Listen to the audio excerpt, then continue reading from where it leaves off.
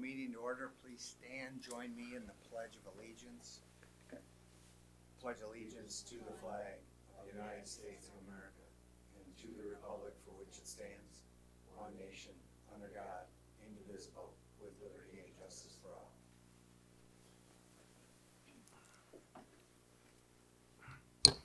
First up, we have recognitions. Cheers for peers. Andrea. Okay, big drink of water before I start going. So excited again. We're kind of getting into more of a rotation of every other month as we're moving forward with the Cheers for Peers, because it's hard to have the nominations occur the same time that we're awarding them. So I think this is going to get into a nice flow. And so we are excited to announce this month's winners. So first up is Amber Hargemschmeyer. I knew I was going to kill the last name, and I know her, and I apologize to Amber in advance. But she's an English teacher at the high school and has been with the district for 1 year, so first-year teacher here. She was nominated by Kim Banke, Ariana Weierbaugh, and Cheryl Militano. Amber is full of energy and sees the positive in all situations. She supports me and helps me have a more open perspective. Amber is not only a super positive and bright individual that has built amazing connections with students, she has also shared how she does Socratic seminar with me in her documents, so I was able to do it in AP German. Amber is a constant marigold. It is easy to become jaded within this line of work, and Amber's constant positivity, her ability and willingness to look for the positives, and even in the most negative situations, gives me hope. Her presence is infectious, and the optimism she brings each and every day is fantastic. Next up is Ryan De La Croix, who was here, and I think he just scooted away. But he is our auditorium and technology supervisor and has been with the district for 5 years, and he was nominated by Donna Licht. Ryan makes HSD a better place by his presence here. He's always kind and friendly in all interactions. He is a wonderful resource and will always take the time from his busy schedule to assist a coworker who needs help. Multi-talented, he directed the HS musical, which was a huge success and had top-notch reviews. We're very fortunate to have Ryan on staff. Then we have Kelsey Austin. She's a speech language pathologist at North Hudson and has been with the district for 10 years, and she was nominated by a coworker. Kelsey is a kind and caring speech teacher who works to meet and support the needs of the students she works with. When possible, she works to push into a student's classroom to support the child there. She also continues to be flexible when having to reschedule meetings due to those darn snow days. Okay, congratulations also to Chad Rossi. He is the lead custodian at the middle school and has been with the district for 10 years. He was nominated by Laura Finnegan and the entire noon duty crew at Hudson Prairie. Chad had to take over this position suddenly, and he has done just a bang-up job so far. He's organized, helpful, friendly, and he sees what needs to be done and takes care of it right away. This nomination comes from the entire noon duty crew. We are so happy to have him. Then we have Bev Marion. She is administrative assistant to the IT department and has been with the district for 18 years. She was nominated by Jenna Strom. I'm nominating Bev because I believe she is not only the perfect person to be the face for the IT department, but for our district as a whole, as she is often one of the first people new staff meet. I often call her the Google of the district, as Bev can do it all. She does it with such a positive, cheerful, can-do attitude that always results in you feeling better about your day. I have heard this so often from staff throughout the years and would love to see her recognized for how hard she works and for always being willing to help out and find a solution for a problem. To me, that's a perfect example of why we have the program to begin with, so we can celebrate staff that we don't always have the opportunity to rave about. So all these are great examples of it. Cindy Clark is up next. She is a nutrition service worker at the middle school and has been with the district for 12 years. She was nominated by Christine Arndt. Cindy, with her polite and friendly nature, has been a pleasure to work with all these years, and the students would agree. She is sharp and attentive, asks questions, points out mistakes or potential problems, and adapts to change with a positive attitude.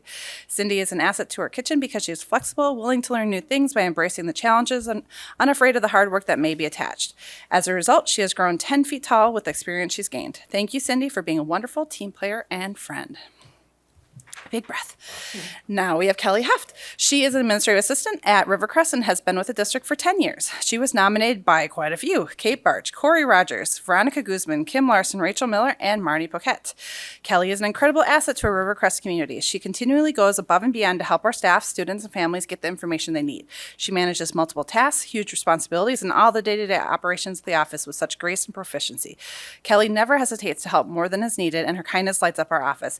We are beyond fortunate to have her smiling face at Rivercrest. Kelly will always stop when what she is doing to help a staff member, student, or parent with a question or a need. She's a friendly face that greets all who come through the doors.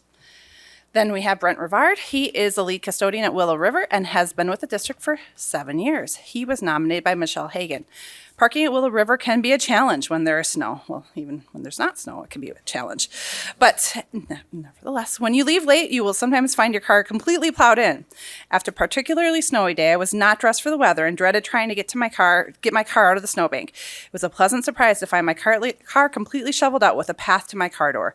I've seen this PM crew doing this for a lot of staff at night this year. These staff already have regular duties and have had to add a lot of shoveling this year with all the snow. Additionally, I want to mention that Brent has a positive and friendly attitude every day and is always checking in to see if school-age care needs anything. He definitely goes above and beyond. Then we have Kelly Hackbarth Miller. She is a language arts teacher at the middle school and has been with the district for 15 years, and she was nominated by Angela Gable. I do think I get a little lightheaded as I get through like this far, so if I pass out, Dave, you'll... 2 breaths for that. So For that, yeah, so just, okay, here we go. So she was nominated by Angela Gable. Kelly understands that social emotional well-being plays a role in doing your academic best. When things are going well for you and you're feeling good, you will do better with your learning. She takes time to support students when she can, and if it seems to be more than what she can provide, she always reaches out to the counselors for support. Her compassion is endless and so appreciated. Last but not least, Shane McGee. He is the head custodian at EP Rock and has been with the district for 17 years. He was nominated by Michelle Beer and the entire third grade team at EP Rock. Shane is one of the main reasons that EP Rock is a safe, inviting, and warm place for staff and students to be. We are so thankful for his endless snow blowing, tending to requests in our classroom, and much more. Not only does he do all of this, he is also warm and welcoming to students. They get so excited when they see him walking the hallways and in the lunchroom. He truly cares about each of them and this school. So, perfect way to end. That's our Cheers for Peers for the month. All right. Yes. Bob. Congratulations to all recipients, of course. I'd just like to call out Amber Hargesheimer, who knew her as a student here in the district, graduate, and always a smile on her face, just amazing. So glad to hear that she's doing well as a new teacher. Yeah, I wanted to echo what Bob just said. I remember her as a student as well. Can't remember which year it was that she graduated from Hudson, but she's somewhere between my kids.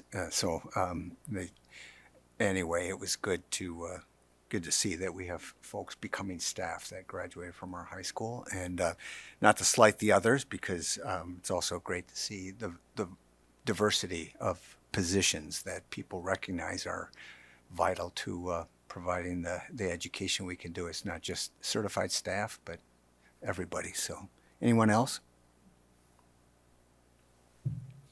Jamie, I would echo that. What I was thinking as we've flipped through those and in prior months is while we do know how important it is to have really excellent teachers in the classroom, we also know that all of the staff in our buildings play a huge factor, and sometimes it's not a teacher but a member of our staff that really makes meaningful connections with a particular kid. So I really appreciate that this program is, yes, recognizing teaching staff, but also recognizing all of the staff in our buildings. So kudos. All right. I was never a cheerleader, but so I don't know what cheer we would lead, but let's give them a round of applause. All right, now we move on to reports. We have actually 6 sections, and Dave, yours is first. So. Thank you very much. So excited to bring forward our suggestion or recommendation for the elementary science resource. Invited Lisa Scoyen to present. She's done a lot of great work with the Elementary Science Committee. When we think about elementary science, we think about kids engaged, having fun, hands-on experimentation, all those things we really value. The elementary schedule in the last few years has become very tight. Just a lot of expectations, a lot of things teachers need to get done, especially focusing on literacy and math. It takes up a lot of time. And we felt that science was definitely in need of a recharge. So we were happy to find a resource through a pretty arduous process that matches those needs. So tonight, Lisa's going to present on a resource that balances and leverages technology, but also hands-on thinking or hands-on experimentation, but most importantly, higher order thinking. So with that, also I want to mention that every year when we bring a major curricular initiative or resource forward, we review the curriculum improvement process a little bit, because it's such a cornerstone, absolutely important process that guides all of the work we do in teaching and learning. So Lisa will guide you through that a little bit as she explains the process that led us to this recommendation. Go ahead, Lisa. Good evening. I'm here tonight to share details about the K-5 science curriculum improvement process. Before I start, I just want to remind you that we'll go around your tables, museum documents that I will reference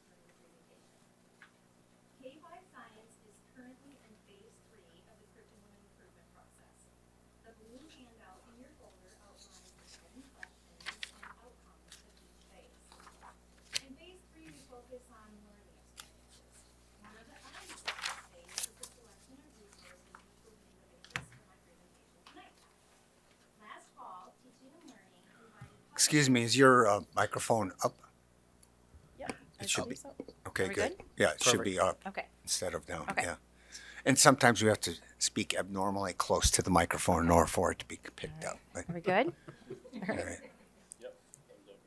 All right, so last fall, Teaching and Learning invited publishers to participate in our K-5 science request for proposal process. We had 9 publishers share sample materials and information about their resources. The Science Committee reviewed sample materials from all of the publishers who submitted proposals and passed the initial criteria established by Teaching and Learning. The Science Committee used the resource rubric, which is the yellow document in your folder, to rate the resources. After reviewing the responses, we narrowed the list from 9 to 3. The final 3 included FOSS, Exploring Science, and Mystery Science. In January, the final 3 publisher representatives presented the resources to the Elementary Science Committee. Once again, the Science Committee rated the resources using the rubric and included a rank order. 18 of the 22 Science Committee members ranked Mystery Science as their first choice. Your folder includes the rubric questions and responses for Mystery Science. Teaching and Learning reviewed the responses and feedback from the Science Committee and selected Mystery Science as the K-5 resource. Mystery Science includes digital science lessons built on students' questions about the world around them. Tonight, I'd like to share a sample of a 4th grade electrical energy lesson. What if there were no electricity?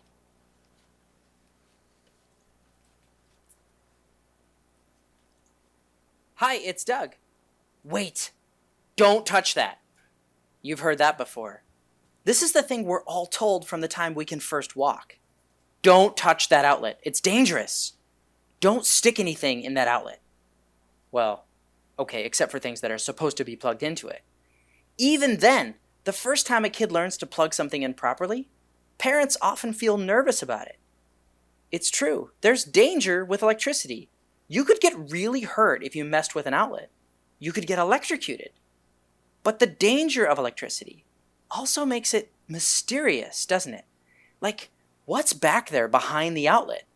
Is there like a blue ball of lightning buzzing around? Where does electricity come from? And what is electricity? I mean, did someone invent it? Or has it always been here? You see what I mean? There's so much mystery about electricity. So many interesting questions we can ask about it. Today, let's focus on trying to figure out what electricity is.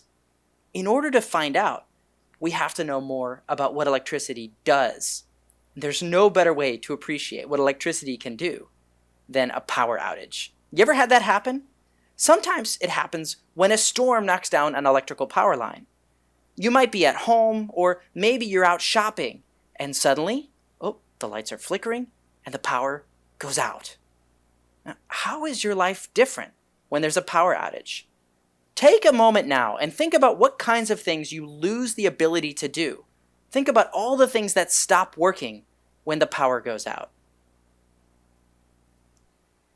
So the first video sets the stage for learning and has students think about what electricity does by drawing from their background knowledge about power outages. There are questions that are shown right here on the screen following the videos that allow students to turn and talk to a friend, have a small group conversation, or have a large group discussion. So you can go one more slide, one more click. The second video clip, which we're not going to watch, actually continues to build background knowledge by providing more examples of things that use electricity daily. And once again, ends with the conversation, the discussion questions for students, and even provides a little bit of a hint. So the reason we have outlets all over our homes and schools is because electricity, or electrical energy, is such an amazing form of energy. Not only can it make things move, like subways and elevators, but it can also light things up and even be used to make things hot or cold. But plugging things into wall outlets, that's not the only way to power electrical devices. They can be powered by batteries too. A battery is something that stores electrical energy, and most batteries, especially the smaller kind that you can find in stores, are a safer strength of electrical energy than what comes out of the outlet. It's one we could actually experiment with to learn more about. Now, here are a few things you might already know about batteries and about electrical energy, but I'll mention them here just in case it's new to you or if you need a reminder. One thing you might know is that just like the energy you can trace in a chain reaction machine, electrical energy always moves along a pathway. It goes from one point to another. But electrical energy is special. It has some of its own rules. One of those rules is that electrical energy won't move along just any pathway. It will only move along a pathway made out of certain materials. Copper is a good example. The electrical energy in your home or any battery-powered devices is usually flowing along wires made out of copper on the inside. Aluminum is another example. Wires can be made out of aluminum. The wires that hang on power lines are usually made out of aluminum. We say that copper and aluminum are electrical conductors, which just means they're a type of material that allows electrical energy to flow through them. There are metal wires in almost everything that runs on electrical energy, not just the things you plug in. Like, have you ever looked closely at a light bulb? You can see there on the inside, it's got two little wires. You can also see it in this type of light bulb, called an LED. An LED even has the wires sticking out on either end. Whenever a light bulb is on, electrical energy is flowing through those wires. Now, here's one last rule that's special to electricity. Have you ever noticed this on a battery? Every battery has two different ends, or two different sides. And on one side, you can always find a little plus sign painted on.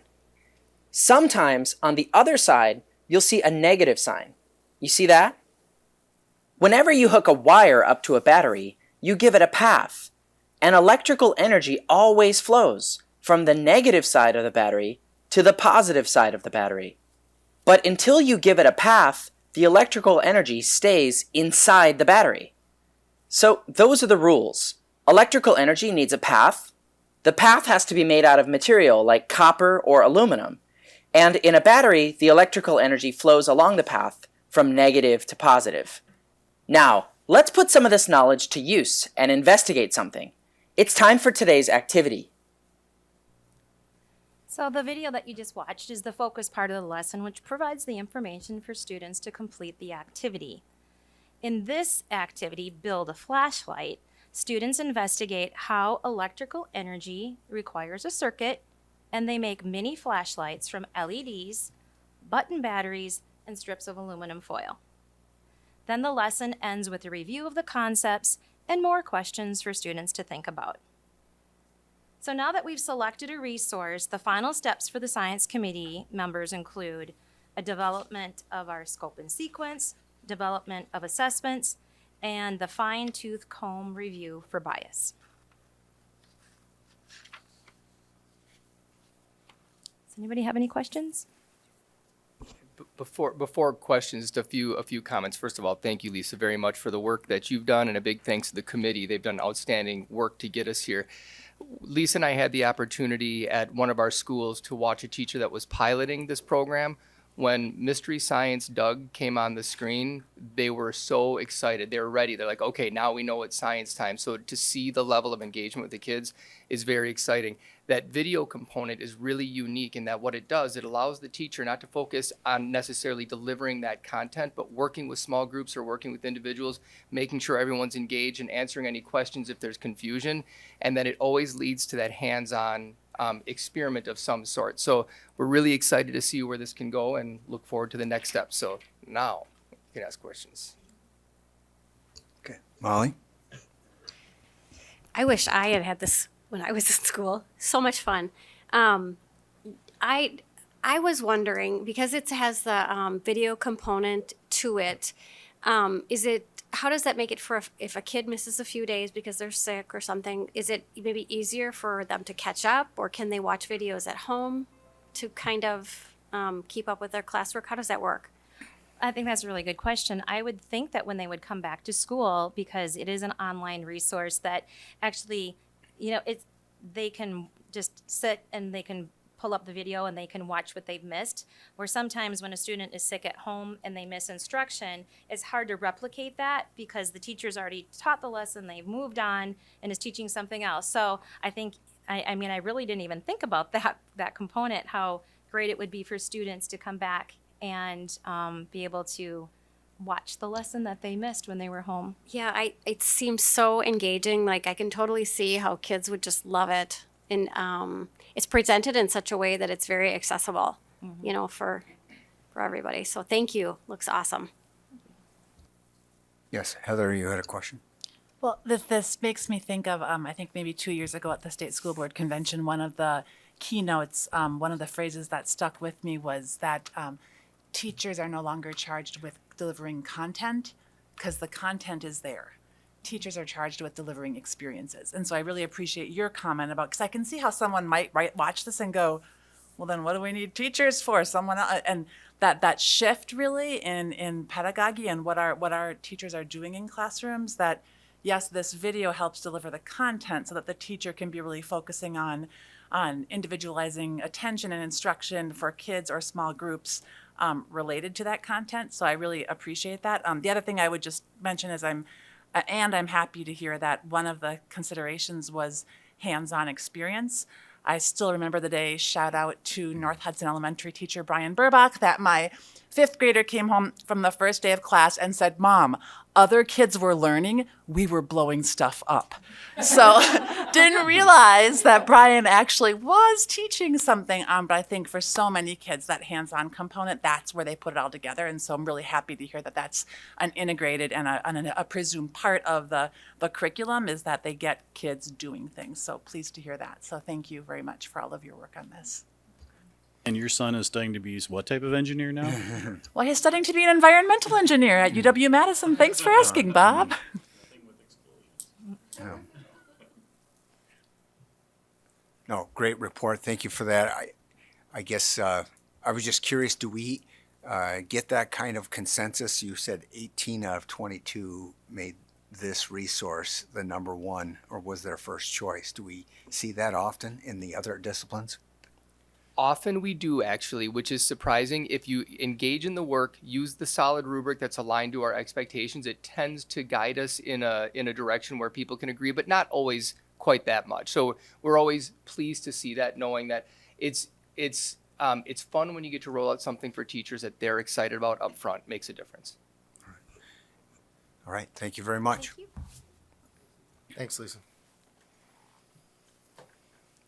Okay, so when do we what's the next area that we're going to be reviewing on this, on the teaching and learning, curriculum? We've got a few small elective areas next, and then our middle school math rather would be the next big one. Okay, all right, excellent. Well, I'd like to hear what's going on at all levels, but yeah, good to see that we're, pursuing constant improvement. So, all right, next up, I guess, Nick, Yep. just turn it over to you, and you're gonna Yeah, I run got a through slew. these. Have a slew of reports for you. So just a couple reminders, the upcoming referendum community engagement dates. We did have our first community engagement meeting, was last Thursday. It went well. We had good questions from the crowd, allows us to adjust our frequently asked questions and get more information out there for folks. But upcoming dates, we have February 22nd, which would be not this week, but next Wednesday, we will be at the middle school. Then March 21st will be a virtual one, Zoom. So if people can't make it because they have childcare responsibilities and things like that, they can click in and Zoom. And then March 23rd will be at North Hudson Elementary School as far as our large-scale community meetings. There are lots of other meetings that we're doing, other community groups we're speaking with. I think the Chamber's coming up. Is that in a week? I think we're speaking with the Chamber of Commerce folks. We've already spoke with Rotary. We have different church groups, parent groups, booster groups. If there is a group you feel like we should talk to or touch on, we absolutely will. We just want to make sure we're getting the information out about what exactly the referendum questions are and what we are asking. Next one on the list there is the January official student counts. So as you can see, actually our January counts are slightly better than our September counts. We actually picked up about 18 kids, still down probably close to 80 kids compared to the previous year, but we did add an additional 18 kids. The only number I really want to really highlight with this, and then we'll go through some of this at a later date, is our open enrollment. If you can see, we have about 50 more kids open enrolling in than open enrolling out. Just 8 years ago, I remember when we got here, we were running about $1 million open enrollment deficit, so it was probably close to 70 or 80 kids open enrolling out, or more open enrolling out than open in. So we've turned that deficit around, and now we have more coming in than out, and so that is a real positive number we want to make sure that we are touching on. And what we'll be able to do also, like I said, at a later date, we'll be able to give you some additional enrollment history. Both we track our private providers, both St. Pat's and Trinity, and also our homeschool numbers. One number on there, people say, well, gosh, it seems like we had a huge number change in our homeschool from September to January. The January count is the most accurate count because the deadline for submitting paperwork for homeschooling comes after that September deadline. So really not comparing September to January, but really comparing January to January year after year. It's been a pretty consistent number, with our biggest anomaly was back, that COVID year, 2020, fall of 2020. But these have kind of settled back into what's historically kind of been the case, but we track those as well. Go ahead. So Nick, to clarify, we district-wide have a total of 25 students being homeschooled right now? Is that the number we're looking at? No. Or is it 25 plus 14? No, at the very bottom.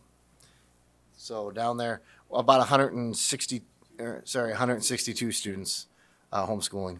And So again, what are the numbers up above that are homeschooled? Oh, that's just the ones that are receiving partial services yes, in the far right column. Okay. Yep. Okay. yep, Thank you. dual enrolled. Thanks. Yep. And so, and again, with homeschooling, there's a requirement that if you're going to homeschool, you're supposed to be reporting at the district of resident.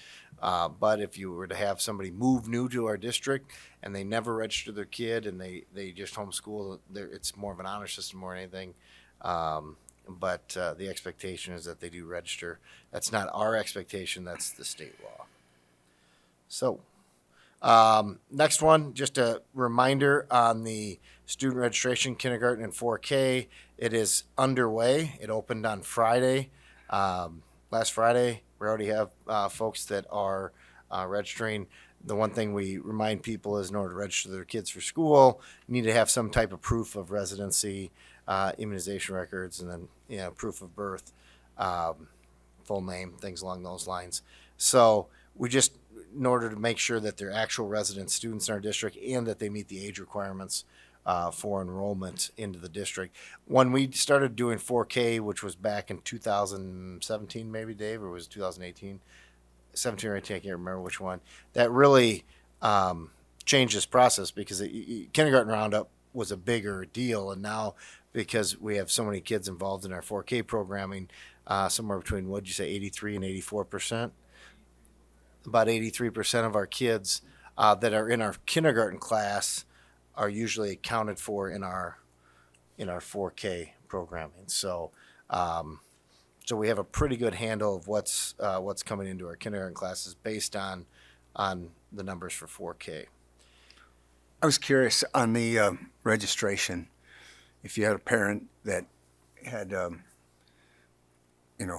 youngster that was going to be turning 4, let's say September 15th, is that somebody that legally can't, or they could be brought into the 4K program if they show certain things? I mean, what's the cutoff date for dates of birth? And any absolutes in that regard. Yeah, by September 1, there are caveats for early entrance, but that's for kindergarten. We typically don't do early entrance into 4K. That's just so young to know how they'll track in the future. But there are some carve-outs for early entrance to kindergarten, which is a pretty detailed process. Okay. I was just curious on that. Having a grandson that's mid-September birthday, you know. Either you're going to be the oldest one in the class or the youngest one in the class, but all right. All right, keep motoring through. A lot of these are just more reminders than anything. February 21st, what you see up here is a link to the sample ballot. There is a primary on February 21st, both for the Supreme Court and the school district. Those, I believe, are the only two primaries that I'm aware of in our district. Yep. Well, but I mean, they could be different depending on the municipality. But I'm not aware of any municipalities that are requiring a primary at this time. So you can see the actual sample ballot. So that is next Tuesday. Just want to make sure, remind people to vote in that election. And then the last thing I wanted to touch on briefly, and we are somewhat limited on what we can touch on with this, is follow up to the statement that the district put out about a week or two ago related to the situation that occurred at the high school where we worked with the Hudson Police Department and the St. Croix County Drug Task Force to investigate drugs at the high school. There's not a lot I can say at this time because there's still an ongoing criminal investigation. And whenever we have these types of things, what I can tell you is the school investigation and the criminal investigation kind of run side by side of each other. And so the school district runs their own investigation. And a lot of times we work in conjunction with law enforcement and things along those lines. But because law enforcement is still working through their investigation, there's just not a lot I can talk about right now. However, we are going to be adding either to the February work session or the March work session. We're looking at bringing in some different folks, experts in the field, to be able to answer questions and kind of talk about what they're seeing out there, what we're doing, how we're adjusting to try to do everything we can to combat drugs in our buildings. And so, any questions about that item? Thanks, Nick. Yep. Well, I appreciate that, and I think, we exchanged emails about this. I think justly so. There has been a response from the community saying, kind of, hey, well, some say the school needs to do more. Some say we collectively need to do more. So I think, yes, I would like to see us hear from some of the folks who are closest to this problem, but also to kind of maybe remind us and inform folks in the community who might think that we're not already doing things at our schools, that we do have AODA programs in place. They might need some changes, but I think to ground us in what's in place, to ground us in kind of the current realities, maybe hearing from our counseling and AODA staff, maybe hearing from local law enforcement or local mental health providers, and then a conversation here, and I'm sure it's already happening with staff, about what might we need to do differently as this has become more and more of a problem in our schools. So I look forward to that, Absolutely. both information and discussion at our work sessions. Absolutely. All right. Anything more on that? No, that's it for my reports. All right. Very good. Next up, we have citizens' request to speak about non-action items. I'll just remind the folks, public comment is for input only. This is not a question and answer session, time for debate, or a dialogue session. Members of the board will not respond directly to public comments that are made at this meeting. No specific action will be taken at this meeting in response to comments that are made or issues that are raised during the public comment period.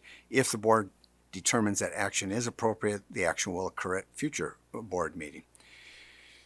A district representative may follow up with any speaker after the meeting. The board chair will recognize one speaker at a time. Only those speakers who are recognized are permitted to speak. Individuals who interfere with or interrupt speakers, the board, or the proceedings may be directed to leave. Obviously, personal attacks on any individual, including any other speaker during the public comment session, are unacceptable, as are obscenities or profanity. Persistence in making such remarks will end the individual's opportunity to address the board and may result in the individual being directed to leave. We have two persons that have submitted. I guess we have a third one on the way, but I'll take them in the order. You have 3 minutes, so your time will begin when you approach the microphone. First up is John Dolan from Hudson. He's speaking on space planning and Title IX. Right there, Jamie. Which mic do you want that? Do I sound okay? Hello? Okay, John Dolan from Hudson, Wisconsin. Hello, everybody. I haven't been able to come before because of my work schedule, out of the country, traveling, whatever, so I wanted to make sure that I came here in person. I wanted to say thank you to everybody for all your work that you do for us. I know it's a tough job, so first I wanted to say thanks for everybody. I know there's been a lot going on in the last 3 years. Okay, I have kids in the district. I have 4 kids, so I have a North Hudson student. I have Holton students. I've had kids at Rivercrest. I see many schools here, so I see lots. The first one, which is very briefly, I was wondering if there could be some information posted either online or provided about the Title IX sports requirements for the high school, specifically in regards to boys and girls gymnastics, just to understand, do they count towards the total or do they not count? Do we have to offer them the balancing of the number of sports, etc.? I haven't been able to find anything about that. And then my bigger topic, I just wanted to make sure that I put this out there is, so I'm 100% supportive of the operating referendum. I think that's really good. Really, really happy we're doing that. The capital referendum, I'm generally really supportive of it. I think that the story and the messaging from it still leaves something to be desired about what is the story we're trying to tell. I'm here as like concerned parent, taxpayer. I'm a facilities guy. I've emailed you guys all a lot. You're probably sick of my information, but here I am.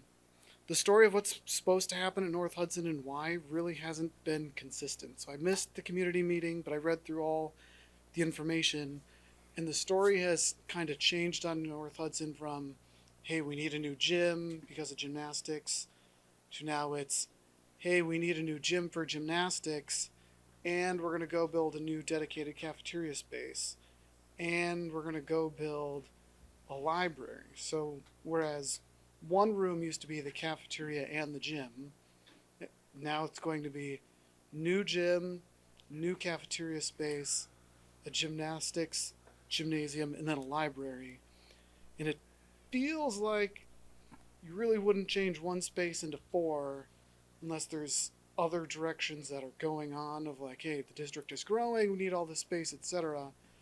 And the messaging doesn't seem like it matches with what's going on, especially because the topic of a whole new library addition being to the building has never been talked about, and it's never been posted anywhere before the information meeting for April 4th. So I think I'm just out of time.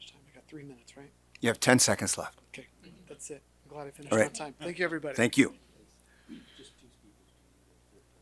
Okay, good. All right, so we're down to the 2 speakers, but next up, Richard Thompson from 56th Street, Hudson. Speaking on Richard safety in Thompson schools. from Hudson, Wisconsin. First off, first time to your board meeting, and I met Dr. Omelette and Mr. Johnson a few days ago at one of the referendum meetings, and it was a great conversation. They answered a lot of questions for me. It was really great. But I'm coming tonight with, I think, even a bigger concern. And I'm not sure that you're aware of it, because sometimes at the school board, you're not aware of what's going on at the student level. You try to be, but it's quite a distance away. So I want to let you know about this, because I just found out about it this weekend. A lot of girls in the high school are not drinking water all day so that they don't have to use the bathroom, because they don't want to go in the bathrooms with the drug and vaping issues that are going on. And they're afraid. So that's why I'm here tonight, just to make you aware of that issue, because I think safe schools are actually about 100 times more important than the referendum. I mean, I know at the referendum meeting we were talking about enrollment going down, and that's why the referendum needs to go up. Well, if this problem doesn't get fixed, enrollment's going to really go down, because this is a wealthy community and people will take their kids and go. And I mean, this is a legitimate concern that I just found out about this weekend. So I don't know, if we got to put monitors in the bathroom, if we got to bring drug dogs in, what we got to do, that's to you. That's not to me. But you needed to be made aware of it, because you got girls going all day not drinking, so they don't have to use the bathrooms in the high school after this whole thing with the drugs. So that's all I got. I think I made my 3 minutes. Thanks. Right, thanks. Thank you for your comments. As you said, folks may follow up with you, and these things can be addressed at future meetings. Next up, we have our action items. First, we have a consent agenda, and I'll entertain a motion for approval with the verbiage regarding expenditures. Does anyone have that? Okay, good. Mr. President, Go ahead. move approval of the consent items and that the Chief Financial and Operations Officer be authorized to pay bills in the amount of $1,812,726.08. Second. All right, motion by Carrie, second by Bob. There's no discussion. All those in favor indicate by saying aye. Aye. Those opposed say nay, and the ayes have it. Next up, we have the Whitcomb petition to transfer property. Yes, we spoke about this at the work session in January. So this is a petition from an individual that on the north side of the district that would like their property annexed into the Hudson School District. It is part of an island from the Somerset School District. So as you are looking at statutory basis for making a decision, one of the main items in there is if the territory to be proposed be detached from one school district and next, is it going to be part of an adjoining, or is it going to create an island? It actually helps reduce the amount of islands. And actually, both of these properties that are on the list, I think, are right next to each other. Is that right, Tim? Correct. And so they would both like in to the Hudson School District.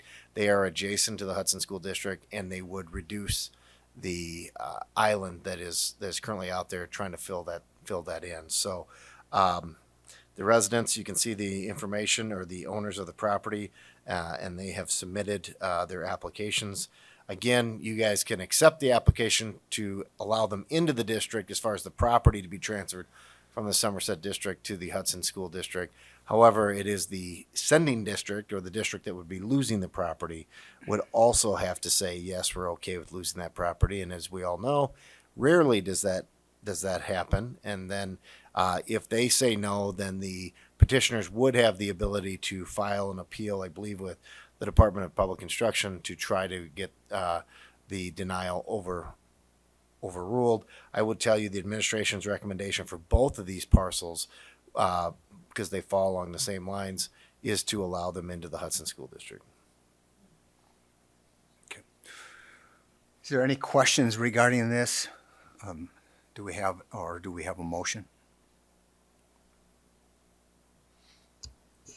Move to approve the petition. Is approve the right verb there? Move to approve the petition. We have a motion. Do we have a second? Second. Right, we have a second by Molly. Any further discussion? I would just note that attached to each of these requests, there are the statutory basis for making a decision, and there's various factors that have to be weighed, including the financial impacts or fiscal effects, the whether or not there'd have to be a reorganization, even the geographical and topographical characteristics of the affected districts and impacts on travel time for students and so forth. But in looking at all these factors, it would certainly look towards approval given, as was noted on the outline, that this property is already surrounded by Hudson School District. Mr. President, Yes. I did have a resident ask me about this, and as far as if they're, I'll just ask the question, as far as this isn't like another burden or more busing or a different route that we're already going in these areas, correct? Yep, we are already in these areas. Like I said, these two properties are basically surrounded by our district. They're one of the few islands left. Yeah. Mm-hmm. No. Yeah. All right. So any further questions as Nick pointed out, this was discussed at the work session, and these petitions, they vary in, I guess, their being pertinent to all the factors, and this one is one of the more pertinent ones that I've seen. So, all those in favor signify by saying aye. Aye. Those opposed say nay. The ayes have it. Next up, the second parcel, Nick, is called the Leverty petition. Yep. But this is it looks like it's directly below the one that we just approved.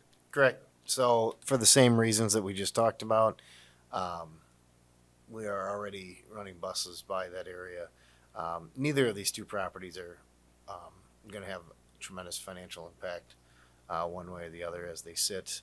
Long-term could be developed into housing, but again, 3-acre lot minimums. It's not like there's going to be hundreds of houses up there. As you can see, some of those lot sizes around there. But the administration's recommendation would be, again, to approve this, considering all of the other things that, as Jamie said, are statutorily needed for making that decision that you guys discussed actually at the work session 3 weeks ago. Is there a motion? So moved. Second. All right, we have a motion by Bob, second by Molly. Any further discussion? Hearing, seeing none, all those in favor signify by saying aye. Aye. Those opposed say nay. The ayes have it, and the petition is approved. So both petitions having been approved, we now move on to the purchasing card resolution, or P card, that was presented at our last work session. Nick, this is yours. I'll take this one since Bonnie's not here.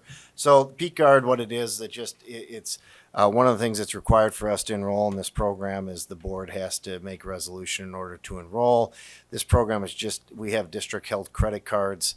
Currently, they're all individual credit cards. What this program allows us to do is to manage them internally a little bit easier, change limits, revoke cards, things like that.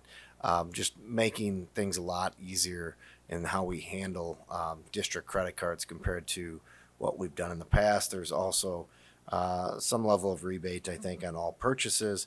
The majority of the purchases in the district all happen through a purchase order system. But there are some things we can't use purchase orders on that require us to use district credit cards. And that's just switching to this new system, P-card system. Bonnie, I think, explained it more in depth to you at the work session on the 27th, or actually the 24th of January. So nothing has changed. It's her same recommendation that she gave. So the administration's recommendation would be to approve the resolution. Mr. President, Yes. I would move to approve the resolution authorizing issuance of individual procurement cards as linked in the board packet. All right. We have a motion, a second by Carrie. Any further discussion? Thank you for the explanation of purchasing card, but it seemed like the advantages were,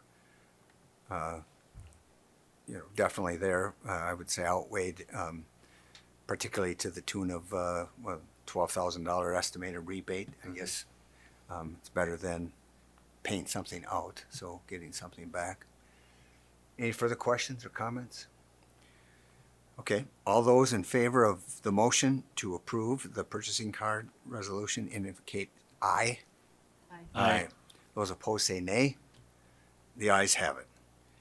Last up, we have the 23-24 school age care fees. This is a time of year where we consider for the next school year. And Tracy, this is yours.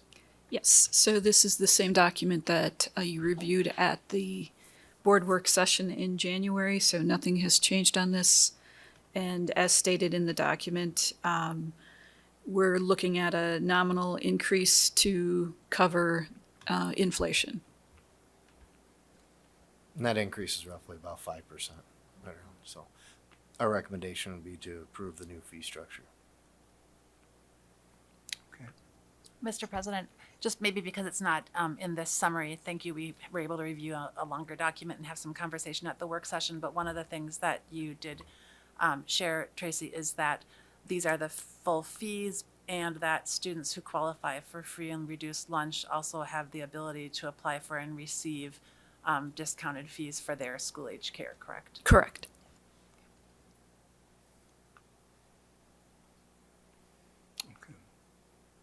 And this recommended increase is something that's going to be relatively, the fiscal impact is fairly neutral then, given the rates of inflation and so forth. Correct. Okay.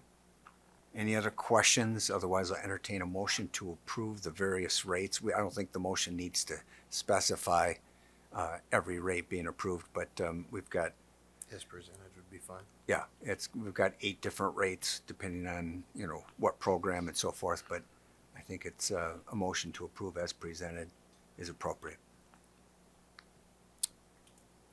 Mr. President, I would move to approve the recommended school age care fees for the 2023-2024 school year as presented. Second. All right. Motion by Heather, second by Bob. Any further questions or concerns? Guess the only other concern that we ask every year, as well as, we keep ourselves competitive, but not overly undercut our community neighbors. Correct. We always look at the comparables to make sure that we're not pricing ourselves so low that we are overly competitive or drawing more families to our services. All right. All right, very good. Any other questions or comments? Hearing none. All those in favor of approving the resolution for the new rates for 23-24 child care, or school age care, please indicate aye. Aye. Those opposed say nay. The ayes have it. I'll now entertain a motion to adjourn since we're through the agenda. I'll move to adjourn. All right. Carrie says that very excitedly. All right. Second. And Molly seconds. Yes. All those in favor signify by saying aye. Aye. Those opposed say nay. We are adjourned.